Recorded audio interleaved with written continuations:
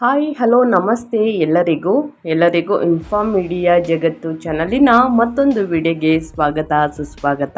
ಸ್ನೇಹಿತರೆ, ಎಲ್ಲರೂ ಹೇಗಿದ್ದೀರಾ? ಎಲ್ಲರೂ ಚೆನ್ನಾಗಿದ್ದೀರಾ ಅಂದ್ಕೊಂಡಿದ್ದೀನಿ. ನಾನು ಕೂಡ ತುಂಬಾ ಚೆನ್ನಾಗಿದ್ದೀನಿ. ಎಲ್ಲರೂ ಚೆನ್ನಾಗಿದ್ದೀರಾ ಅಂದ್ಕೊಂಡು ಭಾವಿಸ್ಕೊಂಡು ಇವತ್ತಿನ ಒಂದು ವಿಡಿಯೋನ ಶುರು ಮಾಡಿಬಿಡೋಣ. ಇವತ್ತಿನ ಒಂದು ವಿಡಿಯೋದಲ್ಲಿ ಮಾರ್ಚ್ 19ನೇ ತಾರೀಕು ಸ್ನೇಹಿತರೆ ಯುಗಾದಿ ಅಮಾವಾಸ್ಯೆ ಇದೆ. ಈ ಯುಗಾದಿ ಅಮಾವಾಸ್ಯೆಯ ಒಳಗೆ ಮೇಷರಾಶಿಯವರು ಏನೆಲ್ಲ ಅದೃಷ್ಟದ ಫಲಗಳನ್ನು ಗಳಿಸಲಿದ್ದೀರಿ, ಇನ್ನು ಅಮಾವಾಸ್ಯೆಯ ದಿನ ಏನೆಲ್ಲ ಪರಿಹಾರಗಳನ್ನು ಮಾಡಬೇಕು, ಅದರ ಒಳಗೂ ಕೂಡ ಸ್ನೇಹಿತರೆ ಅಮಾವಾಸ್ಯೆಯ ಒಳಗೂ ಕೂಡ ಈ ಪರಿಹಾರವನ್ನು ಮಾಡಬಹುದು, ಒಳಿತಾಗಲಿದೆ. ಹಾಗಿದ್ರೆ ಮೇಷರಾಶಿಯವರಿಗೆ ಸ್ನೇಹಿತರೆ ವ್ಯಾಪಾರ ವ್ಯವಹಾರದಲ್ಲಿ, ಹಣಕಾಸಿನಲ್ಲಿ, ವೃತ್ತಿ ಜೀವನದಲ್ಲಿ, ಉದ್ಯೋಗದಲ್ಲಿ ಏನೆಲ್ಲ ಬದಲಾವಣೆಯನ್ನು ಗ್ರಹಗಳು ಸೂಚಿಸಲಿದೆ, ಯಾವುದರ ಬಗ್ಗೆ ಎಚ್ಚರಿಕೆ ವಹಿಸಬೇಕು ಅನ್ನೋದನ್ನ ಕಂಪ್ಲೀಟ್ ಆಗಿ ಮೇಷರಾಶಿಯವರಿಗೆ ತಿಳಿಸ್ಕೊಡ್ತಾ ಹೋಗ್ತೀನಿ. ಇದನ್ನೆಲ್ಲ ತಿಳ್ಕೋಬೇಕು, ಸಣ್ಣ ಪುಟ್ಟ ಪರಿಹಾರಗಳನ್ನೆಲ್ಲ ಫಾಲೋಅಪ್ ಮಾಡಬೇಕು ಅಂದರೆ ಎಲ್ಲೂ ಕೂಡ ವಿಡಿಯೋನ ಸ್ಕಿಪ್ ಮಾಡಬಾರ್ದು. ಅಂದರೆ ವಿಡಿಯೋನ ಕಟ್ ಮಾಡಿ ಓಡಿಸ್ಕೊಂಡು ಹೋಗಿ ನೋಡಿದ್ರೆ ಇದು ಫುಲ್ ಇನ್ಫಾರ್ಮೇಷನ್ ಅರ್ಥ ಆಗಲ್ಲ. ಸೊ ಹಾಗಾಗಿ ಎಲ್ಲ ವಿಡಿಯೋದಲ್ಲೂ ತಿಳಿಸ್ತಾ ಇರ್ತೀನಿ. ಮೊದಲಿಂದ ಕೊನೆ ತನಕ ವಿಡಿಯೋನ ವಾಚ್ ಮಾಡಿ. ವಿಡಿಯೋದಲ್ಲಿ ಒಳ್ಳೆಯ ಮಾಹಿತಿ ಸಿಕ್ಕಿದ್ದಲ್ಲಿ ತಪ್ಪದೆ ವಿಡಿಯೋಗೊಂದು ಲೈಕ್ ಕೊಟ್ಟು, ಇನ್ನೂ ನನ್ನ ಚಾನಲ್ನ ಸಬ್ಸ್ಕ್ರೈಬ್ ಮಾಡ್ಕೊಳ್ಳೋದನ್ನೇ ನೋಡ್ತಿದ್ರೆ ದಯವಿಟ್ಟು ಇನ್ಫಾರ್ಮ್ ಮೀಡಿಯಾಗೆ ಸಬ್ಸ್ಕ್ರೈಬ್ ಆಗಿ ನಿಮ್ಮ ಅಭಿಪ್ರಾಯಗಳನ್ನು ಕಮೆಂಟ್ ಬಾಕ್ಸಲ್ಲಿ ತಿಳಿಸಬಹುದು. ಯಾರೆಲ್ಲ ಸಬ್ಸ್ಕ್ರೈಬ್ ಮಾಡಿಕೊಂಡು ಪ್ರತಿನಿತ್ಯ ವಿಡಿಯೋ ವಾಚ್ ಮಾಡ್ತಿದ್ರಾ ಅಂಥವರಿಗೆ ಥ್ಯಾಂಕ್ ಯು ಸೋ ಮಚ್ ಅಂತ ಹೇಳ್ತಾ ವಿಡಿಯೋದ ಕಡೆ ಗಮನ ಕೊಟ್ಬಿಡೋಣ. ದಯವಿಟ್ಟು ಕಮೆಂಟ್ ಬಾಕ್ಸ್ನಲ್ಲಿ ಸ್ನೇಹಿತರೆ ಓಂ ನಮಃ ಶಿವಾಯ ಅಂತ ಕಮೆಂಟ್ ಮಾಡಿ, ಶಿವನ ಅನುಗ್ರಹದಿಂದ ನಿಮ್ಮ ಜೀವನದಲ್ಲಿ ಇದ್ದ ಕಷ್ಟಗಳು, ಸಮಸ್ಯೆಗಳು, ಅಡೆತಡೆಗಳು ಎಲ್ಲವೂ ಕೂಡ ಸಂಪೂರ್ಣವಾಗಿ ನಿವಾರಣೆಯಾಗಲಿ ಅಂತ ಕೇಳ್ಕೊತಾ ವಿಡಿಯೋದ ಕಡೆ ಗಮನ ಕೊಡ್ತಾ ಹೋಗೋಣ ಬನ್ನಿ. ಮೊದಲನೇದಾಗಿ ಯುಗಾದಿ ಅಮಾವಾಸ್ಯೆ ಸ್ನೇಹಿತರೆ ಪಾಲ್ಗುಣ ಅಮಾವಾಸ್ಯೆ ಎಂದು ಕರೆಯಲಾಗುತ್ತದೆ. ನಮ್ಮ ಹಿಂದೂ ಚಂದ್ರಮಾನ ಕ್ಯಾಲೆಂಡರ್ನ ಕೊನೆಯ ದಿನವಾಗಿದ್ದು ಇದು ಪಿತೃತರ್ಪಣ, ನಕಾರಾತ್ಮಕ ಶಕ್ತಿಗಳ ನಿವಾರಣೆ ಮತ್ತು ನವಗ್ರಹ ದೋಷಗಳ ಪರಿಹಾರಕ್ಕೆ ಅತ್ಯಂತ ಪವಿತ್ರವೆಂದು ಪರಿಗಣಿಸಲಾಗಿದ್ದು, ಈ ದಿನದಂದು ಪಿತೃಗಳಿಗೆ ಪೂಜೆ ಸಲ್ಲಿಸುವುದರಿಂದ ಪೂರ್ವಜರ ಆತ್ಮಕ್ಕೆ ಶಾಂತಿ ಸಿಗುತ್ತದೆ ಮತ್ತು ಮನೆಗೆ ಸುಖ ಶಾಂತಿ ಬರುತ್ತದೆ ಎಂಬ ನಂಬಿಕೆ ಕೂಡ ಅಪಾರ ಇದೆ ಅಂತಲೇ ಹೇಳ್ಬೋದು. ಇನ್ನು ಯುಗಾದಿ ಅಮಾವಾಸ್ಯೆಯ ಮುಖ್ಯ ಮಹತ್ವಗಳನ್ನು ತಿಳಿಸ್ಕೊಡ್ತೀನಿ. ಪಿತೃಗಳಿಗೆ ತರ್ಪಣ ನೀಡುವುದು ಅಂದರೆ ಈ ದಿನ ಪೂರ್ವಜರನ್ನು ನೆನೆದು ಪಿಂಡದಾನ ಮತ್ತು ತರ್ಪಣ ನೀಡುವುದು ವಿಶೇಷ. ಇದು ಪಿತೃದೋಷವನ್ನು ನಿವಾರಿಸುತ್ತದೆ. ಇನ್ನು ನವಗ್ರಹ ದೋಷ ಪರಿಹಾರ ಕೂಡ ಆಗಲಿದೆ. ಅಮಾವಾಸ್ಯೆಯ ದಿನ ಅರಳಿ ಮರಕ್ಕೆ ಪೂಜೆ ಮಾಡುವುದರಿಂದ ಜಾತಕದಲ್ಲಿನ ನವಗ್ರಹ ದೋಷಗಳು ನಿವಾರಣೆಯಾಗುತ್ತದೆ ಎಂದು ನಂಬಲಾಗಿದೆ. ಇನ್ನು ನಕಾರಾತ್ಮಕ ಶಕ್ತಿಗಳ ನಿರ್ಮೂಲನೆ, ಇದು ಜೀವನದಿಂದ ನಕಾರಾತ್ಮಕ ಶಕ್ತಿಗಳನ್ನು ತೊಡೆದುಹಾಕಿ ಹೊಸ ವರ್ಷಕ್ಕೆ ಅಂದರೆ ಯುಗಾದಿ ಪಾಂಡೆಮಿ ಸಕಾರಾತ್ಮಕತೆಯೊಂದಿಗೆ ಪ್ರವೇಶಿಸಲು ಸಹಾಯವನ್ನು ಮಾಡುತ್ತದೆ. ನಮಗೆ ಹಿಂದೂಗಳ ಪ್ರಕಾರ ಸ್ನೇಹಿತರೆ ನಮಗೆ ಯುಗಾದಿಯೇ ಹೊಸ ವರ್ಷ. ಇನ್ನು ಶನಿದೇವನ ಆರಾಧನೆಯನ್ನು ಮಾಡಲಾಗುತ್ತದೆ. ಶನಿವಾರದಂದು ಅಮಾವಾಸ್ಯೆ ಬಂದರೆ ಅದನ್ನು ಶನಿ ಅಮಾವಾಸ್ಯೆ ಎಂದು ಕರೆಯಲಾಗುತ್ತದೆ ಮತ್ತು ಈ ದಿನ ಶನಿದೇವರನ್ನು ಪೂಜಿಸುವುದರಿಂದ ತೊಂದರೆಗಳು ದೂರವಾಗುತ್ತದೆ. ಇದು ಅಮಾವಾಸ್ಯೆಯ ದಿನ ಮಾಡುವಂತಹ ಪೂಜೆ ಪುನಸ್ಕಾರಗಳು. ಇನ್ನು ಯುಗಾದಿ ಅಮಾವಾಸ್ಯೆಗಿರುವಂತಹ ಮಹತ್ವ. ಇನ್ನು ಈ ದಿನದಿಂದ ನಂತರ ಸ್ನೇಹಿತರೆ ಇದರ ಒಳಗೆ ಮತ್ತು ಇದಾದ ನಂತರ ಏನೆಲ್ಲ ಫಲಿತಾಂಶವನ್ನು ಮೇಷರಾಶಿಯವರು ಗಳಿಸಲಿದ್ದೀರಿ ಅನ್ನೋದನ್ನ ತಿಳಿಸ್ಕೊಡ್ತಾ ಹೋಗ್ತೀನಿ. ಎಲ್ಲೂ ಕೂಡ ಸ್ಕಿಪ್ ಮಾಡಬಾರ್ದು, ಯಾಕಂದರೆ ವಿಡಿಯೋನ ಕಟ್ ಮಾಡಿ ಓಡಿಸ್ಕೊಂಡು ಹೋಗಿ ನೋಡಿದ್ರೆ ಫುಲ್ ಇನ್ಫಾರ್ಮೇಷನ್ ಅರ್ಥ ಆಗಲ್ಲ. ಸೊ ಹಾಗಾಗಿ ಎಲ್ಲ ವಿಡಿಯೋದಲ್ಲೂ ತಿಳಿಸ್ತಾ ಇರ್ತೀನಿ. ಮೊದಲಿಂದ ಕೊನೆ ತನಕ ವಿಡಿಯೋನ ವಾಚ್ ಮಾಡಿ. ವಿಡಿಯೋದಲ್ಲಿ ಒಳ್ಳೆ ಮಾಹಿತಿ ಸಿಕ್ಕರೆ ದಯವಿಟ್ಟು ವಿಡಿಯೋಗೆ ಲೈಕ್ ಮಾಡೋದನ್ನ ಮರ್ತಿದ್ರೆ ಲೈಕ್ ಮಾಡಿ. ಸಬ್ಸ್ಕ್ರೈಬ್ ಆಗಿಲ್ಲ ಅಂದರೆ ಇನ್ಫಾರ್ಮ್ ಮೀಡಿಯಾಗೆ ಸಬ್ಸ್ಕ್ರೈಬ್ ಆಗಿ, ಯಾಕಂದರೆ ಹೊಸಬ್ರು ವಿಸಿಟ್ ಮಾಡಿ ಏನಾದರೂ ವಿಡಿಯೋ ನೋಡ್ತಿದ್ರೆ. ಮೇಷರಾಶಿಯವರಿಗೆ ಮಾಸಿಕ ಭವಿಷ್ಯ ಮಾರ್ಚ್ 19ರಿಂದ ಸ್ನೇಹಿತರೆ ಸಾಕಷ್ಟು ಬದಲಾವಣೆಯನ್ನು ನೋಡಲಿದ್ದೀರಿ. ಇನ್ನು ಅಮಾವಾಸ್ಯೆಯ ಒಳಗೆ ಸ್ನೇಹಿತರೆ ಏನೆಲ್ಲ ಮಾಡಬೇಕು, ಏನೆಲ್ಲ ಪರಿಹಾರಗಳನ್ನು ಮಾಡಿದರೆ ಒಳಿತಾಗಲಿದೆ, ಏನೆಲ್ಲ ಅದೃಷ್ಟದ ಫಲಗಳನ್ನು ಗಳಿಸಲಿದ್ದೀರಿ ಅಂತ ನೋಡ್ತಾ ಹೋಗೋಣ. ಒಟ್ಟಾರೆಯಾಗಿ ಹೇಳಬೇಕು ಅಂತಂದರೆ ಮಾರ್ಚ್ 2026 ಮೇಷರಾಶಿಯವರಿಗೆ ಮಿಶ್ರ ಫಲಗಳನ್ನು ತರಲಿದೆ. ಈ ಅಮಾವಾಸ್ಯೆಯ ಒಳಗೆ ನಿಮ್ಮ ರಾಶಿಯ ಅಧಿಪತಿ ಮಂಗಳನು 11ನೇ ಮನೆಯಲ್ಲಿ ಕುಂಭರಾಶಿಯಲ್ಲಿ ರಾಹು ಮತ್ತು ಬುಧನೊಂದಿಗೆ ಬಲಿಷ್ಠವಾಗಿ ನೆಲೆಸಿದ್ದಾರೆ. ಇದು ಆರ್ಥಿಕ ಪ್ರಗತಿಯನ್ನು ತರಲಿದೆ, ಜನಪ್ರಿಯತೆ ಮತ್ತು ಸಾಮಾಜಿಕ ಯಶಸ್ಸಿಗೆ ಭದ್ರ ಬುನಾದಿ ಹಾಕಲಿದೆ ಅಂತಲೇ ಹೇಳಬಹುದು. ನೀವು ಹೊಸ ಆದಾಯದ ಮೂಲಗಳ ಹುಡುಕಾಟದಲ್ಲಿ ಯಶಸ್ವಿಯಾಗುತ್ತೀರಿ. 12ನೇ ಮನೆಯು ವ್ಯಯಸ್ಥಾನದಲ್ಲಿ ಅಷ್ಟೇ ಸಕ್ರಿಯವಾಗಿದೆ. ಈಗಾಗಲೇ ಅಲ್ಲಿರುವಂತಹ ಶನಿಯೊಂದಿಗೆ ಮಾರ್ಚ್ 19ರ ನಂತರ ಶುಕ್ರನು ಉಚ್ಚನಾಗಿ ಸೇರುತ್ತಾರೆ ಮತ್ತು ಮಾರ್ಚ್ 15ರಂದು ಸೂರ್ಯ ಪ್ರವೇಶಿಸುತ್ತದೆ. ಇದರಿಂದ ನಿಮ್ಮ ವೆಚ್ಚಗಳು ಕೂಡ ಗಗನಕ್ಕೇರಲಿವೆ ಸ್ನೇಹಿತರೆ. ಹಣದ ಹರಿವು, ಐಷಾರಾಮಿ ವಸ್ತುಗಳನ್ನು ಖರೀದಿ ಮಾಡಲಿದ್ದೀರಿ. ಇನ್ನು ಪ್ರವಾಸ ಅಥವಾ ಹೂಡಿಕೆಗಳಿಗೆ ವ್ಯಯವಾಗಲಿದೆ ಹಣಕಾಸು ಅಂತಲೇ ಹೇಳಬಹುದು. ಹಣಕಾಸಿನ ನಿರ್ವಹಣೆಯಲ್ಲಿ ಜಾಗರೂಕತೆ ಅಗತ್ಯ, ಅಂದರೆ ಅತ್ಯಗತ್ಯ ಅಂತಲೇ ಹೇಳ್ಬೋದು ಮೇಷರಾಶಿಯವರಿಗೆ.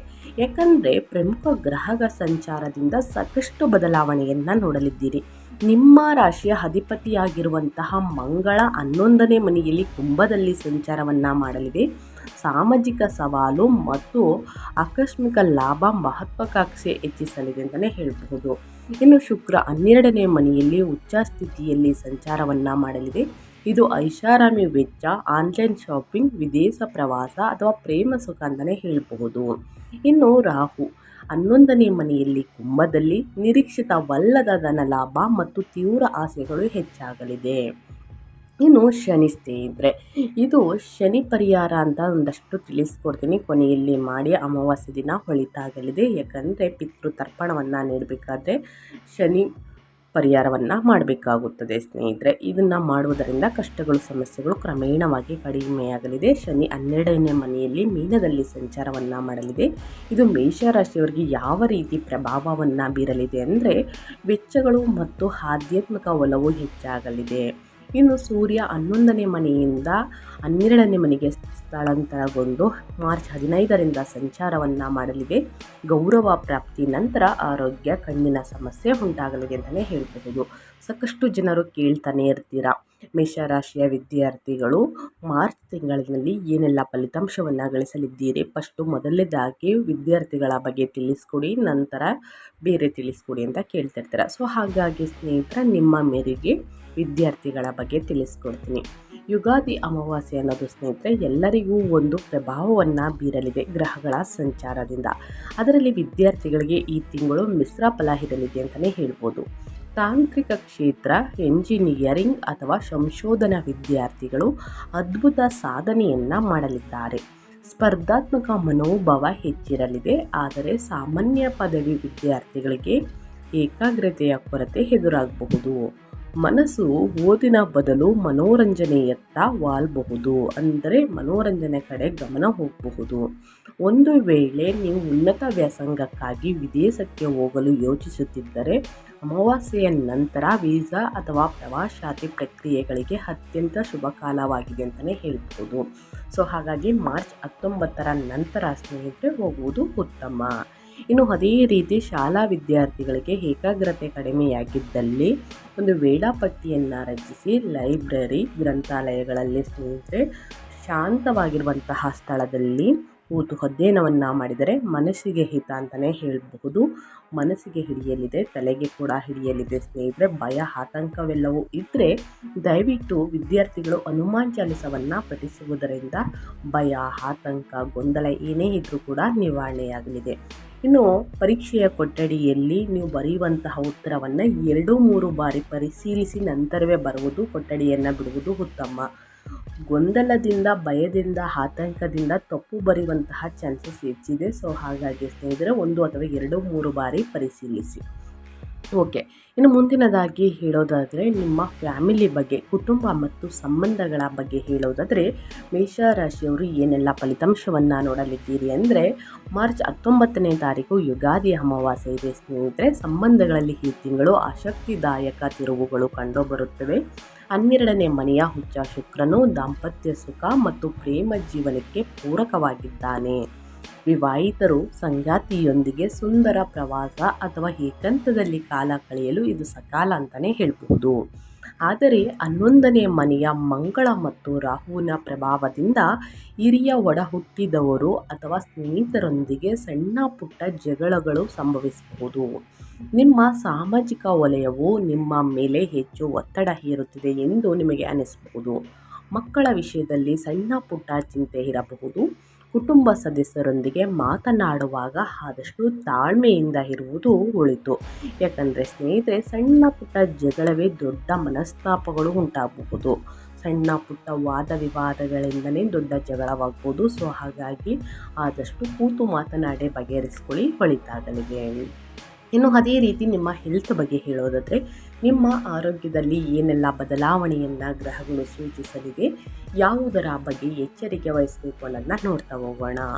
ಮಂಗಳನ ಬಲದಿಂದ ದೈಹಿಕ ಶಕ್ತಿ ಉತ್ತಮವಾಗಿರುತ್ತದೆ. ಆದರೆ 12ನೇ ಮನೆಯಲ್ಲಿ ಗ್ರಹಗಳ ದಟ್ಟಣೆ, ಶನಿ, ಶುಕ್ರ ಮತ್ತು ಸೂರ್ಯ ಇರುವುದರಿಂದ ನಿದ್ರಾಹೀನತೆ ಮತ್ತು ಕಣ್ಣಿನ ದಣಿವು ಉಂಟಾಗಬಹುದು.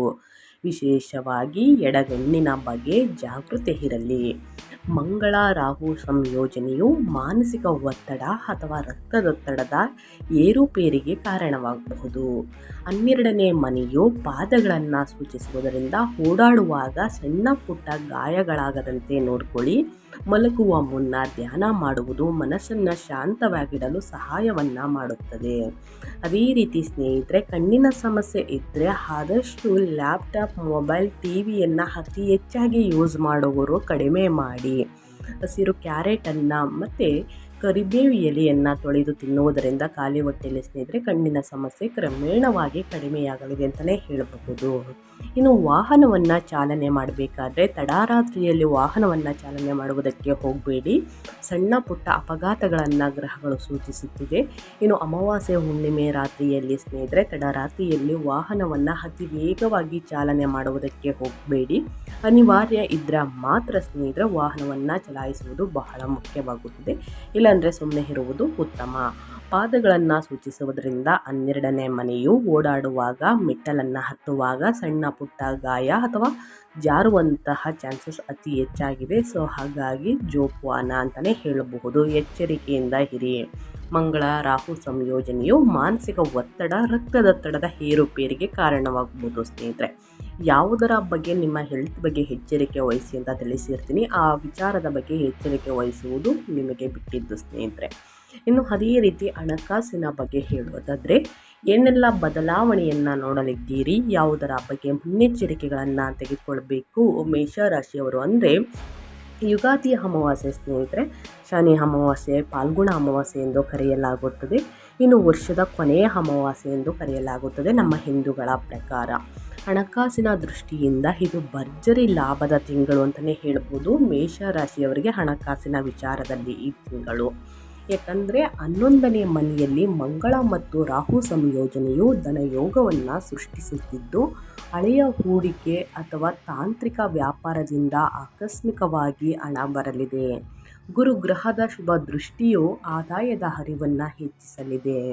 ಮತ್ತೊಂದೆಡೆ ಮಾರ್ಚ್ 19ರಿಂದ ಶುಕ್ರನು 12ನೇ ಮನೆಗೆ ಸ್ಥಳಾಂತರಗೊಂಡು ಅಲ್ಲಿ ಉಚ್ಚನಾಗಿರುವುದರಿಂದ ಐಷಾರಾಮಿ ವೆಚ್ಚ, ಆನ್ಲೈನ್ ಶಾಪಿಂಗ್ ಹೆಚ್ಚಾಗಲಿದೆ. ಬೆಲೆ ಬಾಳುವಂತಹ ಬಟ್ಟೆಗಳು, ಗ್ಯಾಜೆಟ್ಗಳು, ಮನೆಗೆ ಬೇಕಾಗಿರುವಂತಹ ಗೃಹೋಪಯೋಗಿ ವಸ್ತುಗಳು, ದುಬಾರಿ ಪ್ರವಾಸಕ್ಕಾಗಿ ಹಣವನ್ನು ಖರ್ಚು ಮಾಡಲಿದ್ದೀರಿ. ಹಣ ಎಷ್ಟು ವೇಗವಾಗಿ ಬರುತ್ತದೋ ಅಷ್ಟು ವೇಗವಾಗಿ ಹೋಗುವಂತಹ ಸಾಧ್ಯತೆ ಇರುವುದರಿಂದ ರಾಹುವಿನ ಪ್ರಭಾವದಿಂದ ಉಂಟಾಗುವ ಅನಗತ್ಯ ಆಸೆಗಳ ಬಗ್ಗೆ ಎಚ್ಚರ ಇರಲಿ. ಅನಿವಾರ್ಯ ಇದ್ದರೆ ಮಾತ್ರ ಸ್ನೇಹಿತರೆ ಪ್ರವಾಸಕ್ಕೆ ಹೋಗುವುದು, ಅನಿವಾರ್ಯ ಇದ್ದರೆ ಮಾತ್ರ ಅದನ್ನು ವಸ್ತುಗಳನ್ನು ಖರೀದಿ ಮಾಡುವುದು. ಇಲ್ಲ ಸುಮ್ಮನೆ ಅನಗತ್ಯ ಖರ್ಚುಗಳಿಂದ ಮುಂದಿನ ದಿನಗಳಲ್ಲಿ ನಿಮಗೆ ಆರ್ಥಿಕ ಜೀವನ ಕಷ್ಟವಾಗಬಹುದು. ಅಂದರೆ ಹಣಕಾಸಿನ ಜೀವನ ಕಷ್ಟವಾಗ್ಬೋದು, ಹಣಕಾಸಿನಲ್ಲಿ ಪ್ರಾಬ್ಲಮ್ ಉಂಟಾಗಬಹುದು. ಸೊ ಹಾಗಾಗಿ ಸ್ನೇಹಿತರೆ, ನಿಮಗೆ ಎಷ್ಟು ಆದಾಯ ಇರುತ್ತದೋ ಅದರಲ್ಲಿ ಸ್ವಲ್ಪ ಒಂದು ಅರ್ಧರಷ್ಟು ಸೇವಿಂಗ್ಸ್ ಮಾಡುವುದು ಬಹಳ ಮುಖ್ಯ. ಸ್ವಲ್ಪ ಸೇವಿಂಗ್ಸ್ ಅನ್ನೋದು ಇರಲೇಬೇಕು ಪ್ರತಿಯೊಬ್ಬ ಮನುಷ್ಯನ ಜೀವನದಲ್ಲಿ ಸ್ನೇಹಿತರೆ. ಯಾರ ಹತ್ತಿನಾದರೂ ನಾವು ಕೈಯನ್ನು ಚಾಚಬಾರ್ದು ಅಂತಂದರೆ ಅದನ್ನು ನಾವು ನಮ್ಮ ಜೀವನದಲ್ಲಿ ಅಳವಡಿಸ್ಕೊಳ್ಬೇಕು. 100 ರೂಪಾಯಿನ ಸಂಪಾದನೆಯನ್ನು ಮಾಡ್ತಾ ಇದ್ದೀವಿ ಅಂತಂದರೆ 10 ರೂಪಾಯಿನ ಉಳಿಸುವುದಕ್ಕೆ ಟ್ರೈ ಮಾಡಬೇಕು. ಇನ್ನು ವೃತ್ತಿ ಮತ್ತು ಉದ್ಯೋಗದ ಬಗ್ಗೆ ಹೇಳೋದಾದರೆ, ಏನೆಲ್ಲ ಬದಲಾವಣೆಯನ್ನು ನೋಡಲಿದ್ದೀರಿ, ಯಾವುದರ ಬಗ್ಗೆ ಎಚ್ಚರಿಕೆ ವಹಿಸಬೇಕು ಅನ್ನೋದನ್ನ ನೋಡ್ತಾ ಹೋಗೋಣ. ಈ ತಿಂಗಳು ವೃತ್ತಿ ಕ್ಷೇತ್ರದಲ್ಲಿ ಸಂಪರ್ಕಗಳನ್ನು ವಿಸ್ತರಿಸಲು ಉತ್ತಮವಾಗಿದೆ.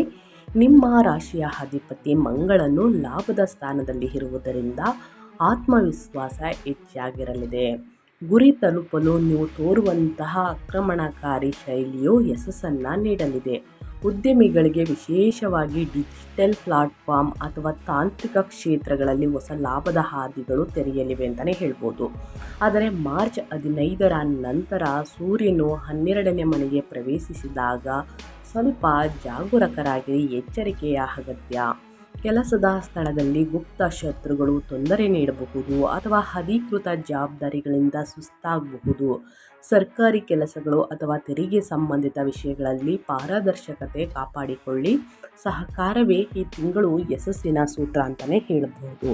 ಯಾವುದರ ಬಗ್ಗೆ ಎಚ್ಚರಿಕೆ ವಹಿಸಬೇಕು? ನಿಮ್ಮ ವ್ಯಾಪಾರದಲ್ಲಿ, ವ್ಯವಹಾರದಲ್ಲಿ, ಹಣಕಾಸಿನಲ್ಲಿ ಆ ವಿಚಾರದ ಬಗ್ಗೆ ಎಚ್ಚರಿಕೆ ವಹಿಸಿ. ಇನ್ನು ಪಾಲುದಾರಿಕೆಯ ಬಗ್ಗೆ ಹೇಳೋದಾದರೆ, ವ್ಯಾಪಾರ ವ್ಯವಹಾರಕ್ಕೆ ಸ್ನೇಹಿತರೆ ಸಹಿಯನ್ನು ಹಾಕಬೇಕು ಅಥವಾ ಒಪ್ಪಂದವನ್ನು ತಗೋಬೇಕು ಅಥವಾ ಹೂಡಿಕೆಯನ್ನು ಮಾಡಬೇಕು ಅಂದರೆ ಶನಿ ಅಮಾವಾಸ್ಯೆ ಅಥವಾ ಪಾಲ್ಗುಣ ಅಮಾವಾಸ್ಯೆ ಮುಗಿದ ನಂತರ, ಯುಗಾದಿ ಅಮಾವಾಸ್ಯೆ ಮುಗಿದ ನಂತರ ಯಾವುದೇ ನಿರ್ಧಾರಗಳಿಗೆ ಹೋಲಿತು ಅಂತಲೇ ಹೇಳ್ತಾ ಇದ್ದೀನಿ. ಸೊ ಅದರ ಬಗ್ಗೆ ಎಚ್ಚರಿಕೆ ಇರಲಿ ಮೇಷರಾಶಿಯವರಿಗೆ ಅಂತ ಹೇಳ್ತಾ, ಇದನ್ನು ಅಮಾವಾಸ್ಯೆ ದಿನ ಆದರೂ ಮಾಡಬಹುದು ಈ ಚಿಕ್ಕ ಪುಟ್ಟ ಪರಿಹಾರವನ್ನು, ಇಲ್ಲ ಅದು ಒಳಗೆ ಕೂಡ ಮಾಡ್ಬೋದು ಸ್ನೇಹಿತರೆ. ಈ ಪರಿಹಾರವನ್ನು ಮಾಡುವುದರಿಂದ ಕ್ರಮೇಣವಾಗಿ ನಿಮ್ಮ ಕಷ್ಟಗಳು, ಸಮಸ್ಯೆಗಳು ಏನೇ ಇದ್ದರೂ ಕೂಡ ಕಡಿಮೆಯಾಗಲಿದೆ.